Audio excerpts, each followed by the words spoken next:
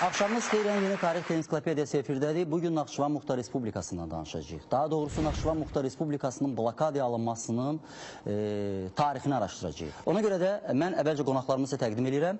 Eldar İbrahimov. Mənim şahidim, Dünyamin dedi.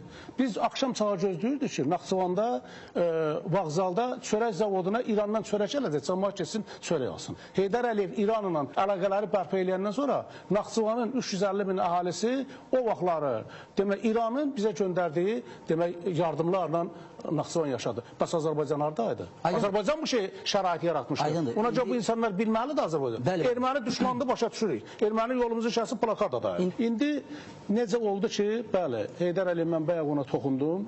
92-ci ildən hakimiyyətə gəldikdən sonra, yəni 91-ci ilin 3 sentyabrından sonra demək, Azərbaycanla heç bir əlaqə yoxdur və biz də blokadada çox ağır gərgin vəziyyətdə yaşayırdıq.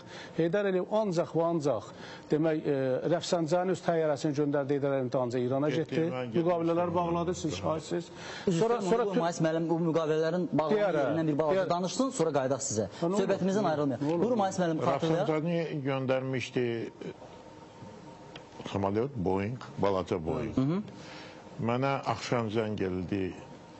Heydər Əliyev dedi ki, sabah səhər burada ol. Mən də bilməmişəm nədir. Getdik operatorla, dedilər, yox, dedi, pasport da götürür. Götürdük, geldik, uçduq. 3 gün orada qaldıq. Onu prezident də qəbul elədi, Ayətullah da qəbul elədi. Söz verdilər. Ona görə ki, açığı danışmaq lazımdır. O vaxt Azərbaycanla, İranla vəziyyət çox gərgin idi. Heydər Əliyevi orada qarşıladılar, kabuta bu Azərbaycanın prezidentidir.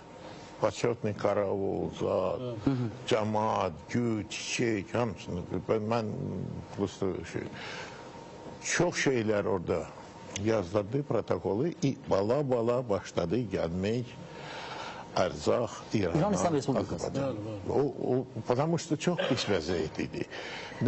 Bir dənə nə var idi, bazarlarda almaq olardı, balıq.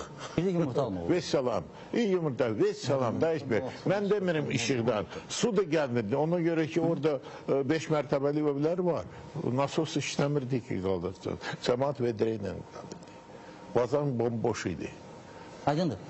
İranın o vaxtlar 92-ci ildə, indi Mayıs müəllim də dedi, doğrudan da 92-93-cü ildə Heydər Əliyevin səfərindən sonra Naxçıvana köməkliyi bunu utanmaq olmaz.